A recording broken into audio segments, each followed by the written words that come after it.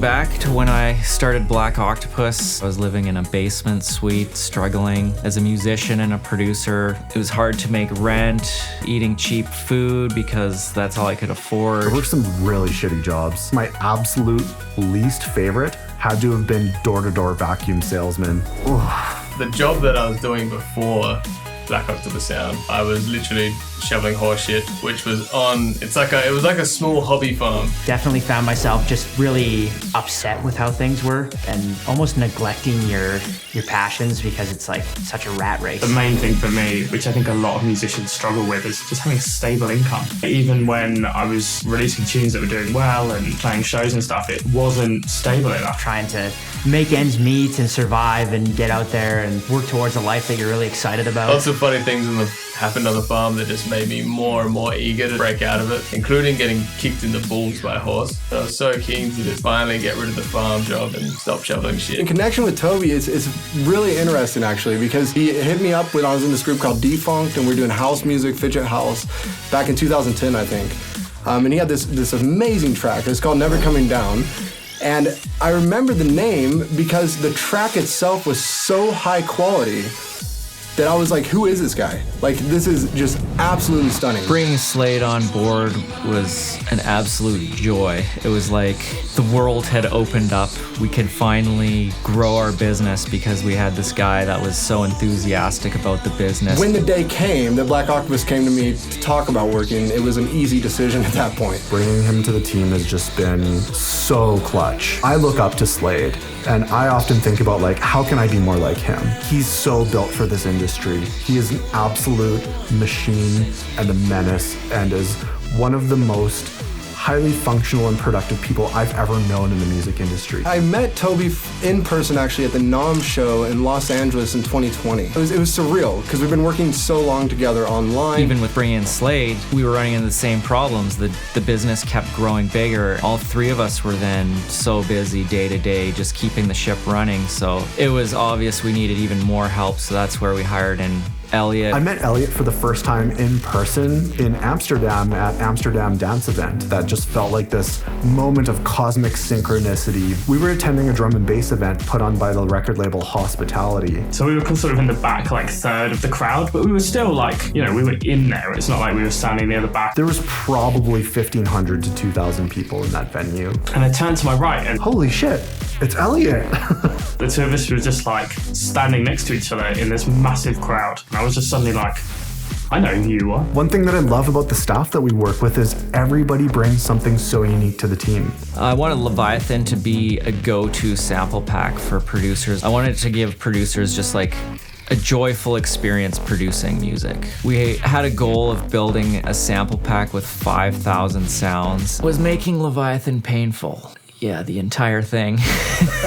The mental labor that is to just complete a 5,000 sound sample pack is ridiculous. It's not just hours of work, it's years of work. We had been working on it for a year, which I believe was the deadline we sent out to complete the pack.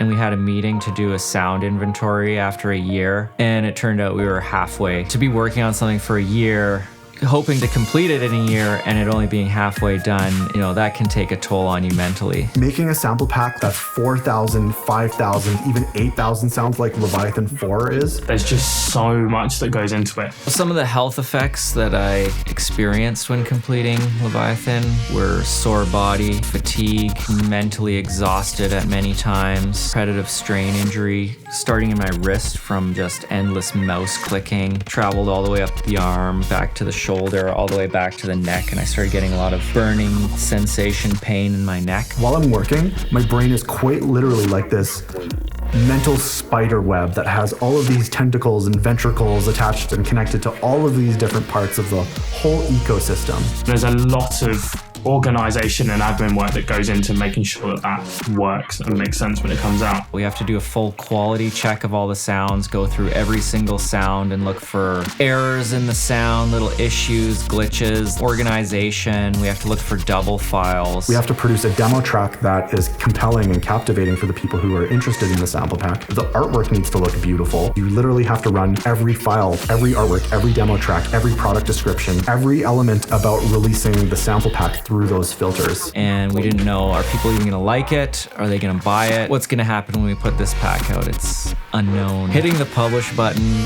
was a mixture of emotions. You're excited to get it out to the world. There's a sense of accomplishment because you finished this monster product. But then there's the fear of, oh, what are people gonna think about this? Are they gonna like this product?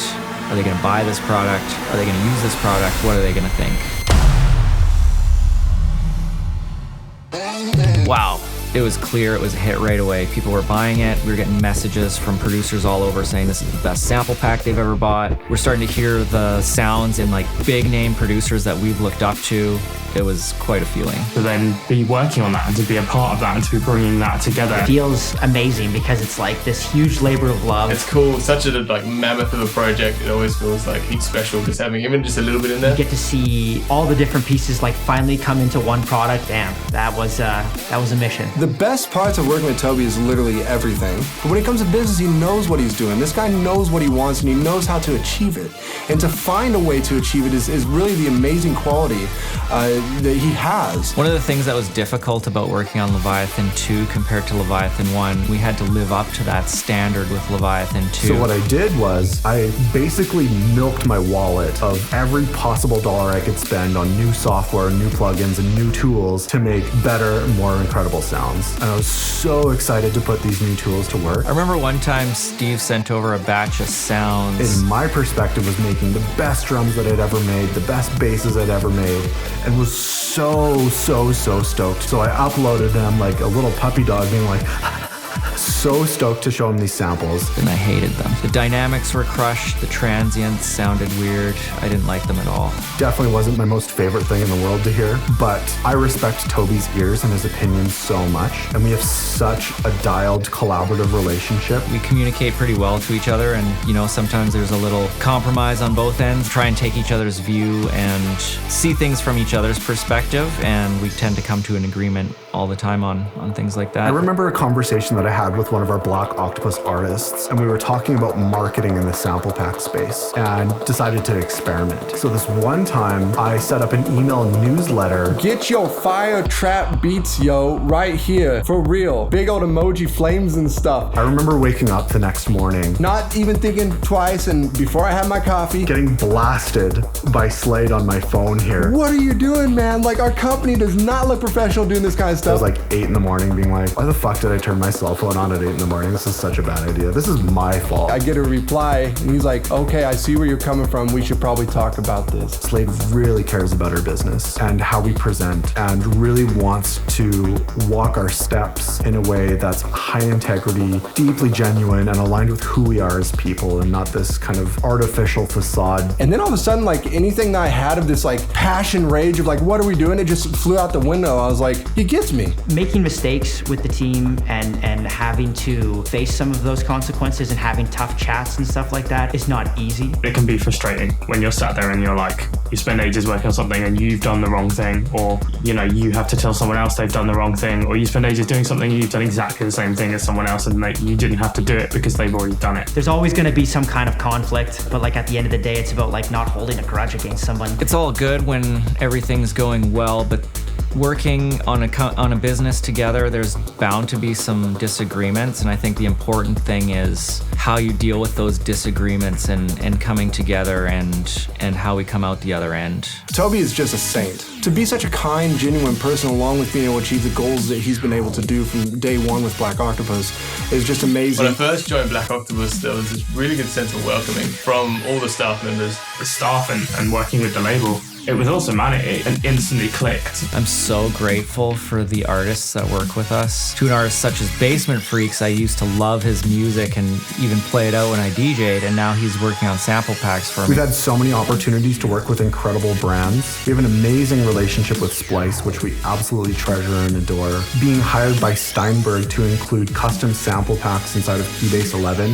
Yamaha licensed a bunch of our material for one of their instruments. It's called Seek Track. Just to be able to work with people that you admire and their level of talent and passion is just, it's an incredible feeling. You know, when I started bringing in revenue, you know, that was such a change to my life, and to be able to do that for other artists. At this moment in time, we have approximately 130 artist royalty accounts that we pay out every month. We've paid out over $1 million to all of our artists on our label, so to be able to provide them some extra income to help them in their lives is an amazing feeling. I'm incredibly grateful at what Black Octopus has become. To be able to work doing something you love with music, that's the dream.